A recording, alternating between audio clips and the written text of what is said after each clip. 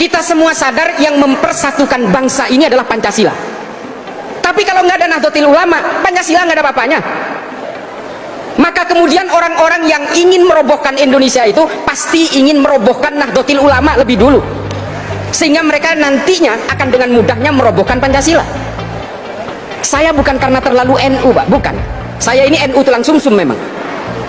Tapi yang menemukan teori tentang kekuatan NU di Indonesia itu seorang akademisi barat namanya Phil Caruso, yang mengatakan bahwa perekat Indonesia itu adalah Pancasila. Tapi Pancasila itu nggak bakal ada apa-apanya kalau nggak ada Nahdlatul Ulama. Ini kata Phil Caruso. Saya nggak ngecap, Pak. Kalau dulu NU itu mau memberontak ke Indonesia, bisa aja, Pak. Lah sekarang nih contohnya nih, anggota Banser itu 7 juta loh, anggota Banser. Polisi kita jumlahnya, tolong dikoreksi kalau ada polisi di sini. Anggota polisi kita 482.000, tentara kita 1.076.000, Banser 7 juta. Coba kalau NU mau memberontak cukup ngandalin Banser aja, meskipun nggak punya senjata bisa itu ngerebut deh. Tapi menjadi pemberontak ini bukan DNA-nya NU. NU nggak diwariskan itu oleh para muassis Nahdlatul Ulama. NU itu diajari untuk taat kepada negara, berlindung di bawah negara dengan undang-undangnya. NU nggak pernah memberontak, meskipun zaman Soeharto kita digencet habis-habisan, pernah nggak memberontak? Muktamar NU di Cipasung dulu, Panser itu datang semua mengintimidasi Gus Dur, dibuat sosok tandingan untuk melawan Gus Dur namanya Abu Hasan. Tetap aja orang-orang NU itu nggak terpengaruh. NU itu dikasih badut ya susah ketawanya, dikasih macan ya susah takutnya. Nah, itu NU itu. Makanya NU itu kalau kata orang Jawa itu ya nggak gampang kaget lah, orang gumunan. NU dari dulu digencet-gencet, Pak, dihajar oleh PKI, dibantai ulama-ulama NU dan anak-anak Ansor di Banyuwangi. Ketika ngelawan NU disalahin. Dari dulu selalu dicurigai. Apakah NU pernah mau memberontak kepada Indonesia? Nggak pernah. Ini mohon maaf kalau ada yang pernah berhubungan dengan gerakan ini ya. Kartosuwiryo aja ini. Kartosuwiryo kalau tidak mendirikan NII, Pak, dia jadi pahlawan. Bapak Ibu sekalian, dia penandatangan Sumpah Pemuda loh. Kartosuwiryo itu menandatangani Sumpah Pemuda dan dia orang dekatnya Bung Karno. Tapi karena hanya kecewa karena dia tidak mendapatkan konsesi politik sesuai keinginannya, setelah merdeka dia memproklamasikan berdirinya negara Islam Indonesia di Tasikmalaya. Kecewa dikit udah jadi pemberontak. NU nggak pernah. Gus Dur saja diturunkan secara tidak konstitusional, bahkan orang NU pada nyantai, Pak, diem. Apa? Karena kata Gus Dur, tidak ada jabatan yang perlu dibela mati-matian. Buat saya bangsa ini jauh lebih penting. Ini kata Gus Dur. Maka NU menurut Phil Caruso, saya teorinya berpegangan itu, NU adalah perekat dari berbagai perbedaan itu. Bersama Pancasila dia seiring sejalan menegakkan NKRI. Tapi tolong diingat nih, pemerintah hari ini yang sudah berganti presidennya, tolong disadari Pak Prabowo dan Gibran sebagai wakil, Pancasila nggak ada apa-apanya kalau nggak ada NU. Jangan anak tirikan NU. Lah ini mohon maaf, jumlah anggota NU di sini itu 82 juta kurang lebih. Ngeludah aja banjir loh Indonesia ini.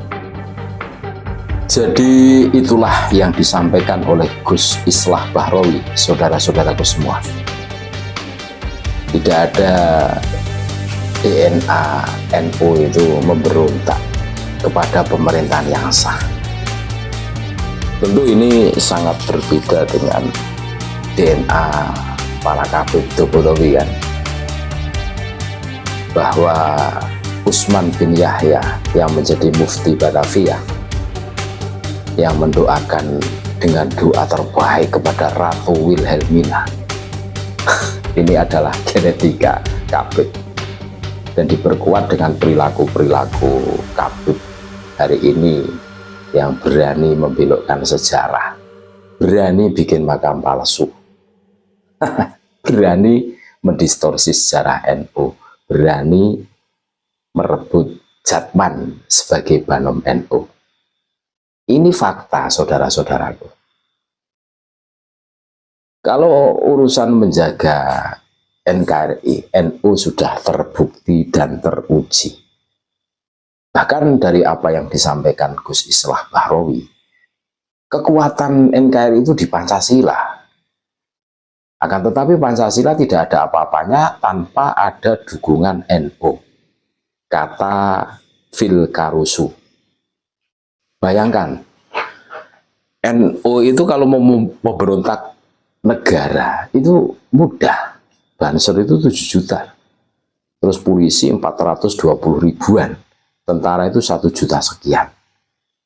Walaupun tidak punya senjata, tapi karena banyaknya, ibaratnya meludah saja, ludahnya orang NU itu bisa membanjiri semuanya kan gitu kan. Saking banyaknya. Nah, ini tentu menjadi perhatian kita semua. Pancasila tanpa adanya NU itu tidak ada apa-apanya. Karena yang menjaga Pancasila itu ya orang-orang NU. Nah, untuk menghancurkan atau menguasai NKRI, itu harus menguasai NU dulu. Jelas kan? Ini bukan kebetulan loh.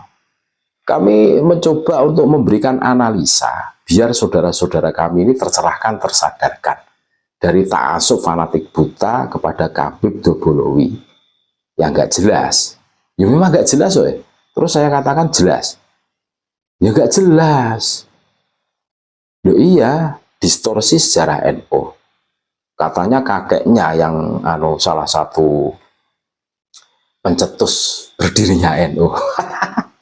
Seakan-akan dia punya andil besar, punya tanggung jawab besar dalam rangka membesarkan NU karena ada kakeknya Habib Hasyim bin Umar bin Yahya apa siapa itu kan. itu salah satu langkah untuk menghancurkan NU. Dan ditaukiti lagi dengan Jatman. Sudah tahu Jatman itu banomnya NU, bagian dari PBNU. Lah kok di SK Kemenkumham kan, didaftarkan di Kemenkumham. Ini kalau tidak menguasai apa maksudnya? Kalau tidak bikin pembangkangan apa? Ayo silahkan disokehkan kemanapun. Nah, makanya kami kan mencoba untuk memberikan edukasi pencerahan biar saudara-saudara kami sebangsa setanah air khususnya warga NU itu tersadarkan, tercerahkan. Kami tidak menarasikan kebencian. Apa yang kami sampaikan itu berdasarkan data dan fakta. SK Kemenkumham. Mikir kan? Mikir. Seharusnya mikir. Ini tidak ada genetika pemberontak NU itu. Tapi kalau Khabib ini ada DNA pemberontak.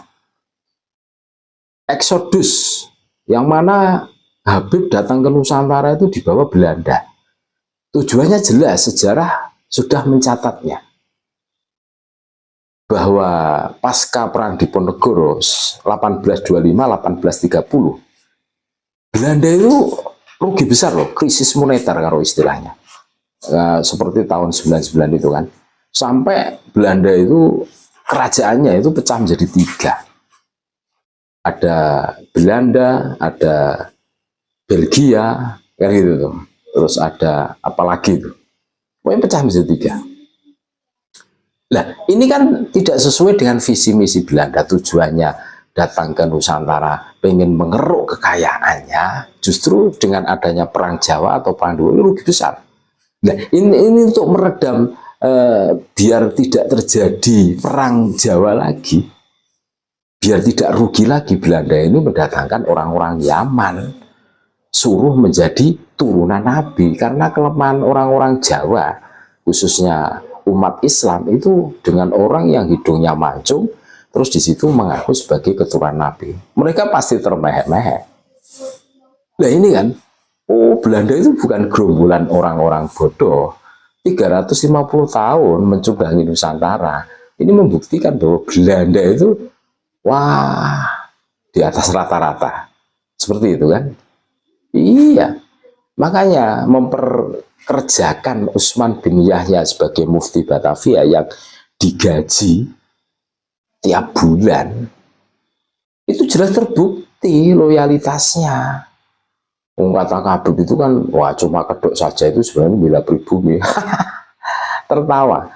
Saya tertawa, betul kami tertawa mendengarkan alasan Khabib itu narasi-narasi pembenaran saja. Tanpa didukung data-data sejarah. Data sejarahnya jelas, digaji. Dan Belanda itu sekali lagi bukan gerombolan orang-orang bodoh. Orang-orang cerdas semua, 350 tahun menguasai Nusantara. Ini bukan durasi yang pendek loh. Nah makanya, ini seharusnya menyadarkan apa yang disampaikan Gus Islah Bahrawi ini suatu ilmu kan. Kita harus berbangga dengan menjadi bagian dari apa ya, penjaga NKRI, penjaga Pancasila, saudara-saudaraku. Terima kasih, tetap NKRI harga mati, Nusantara milik kita. Assalamualaikum warahmatullahi wabarakatuh.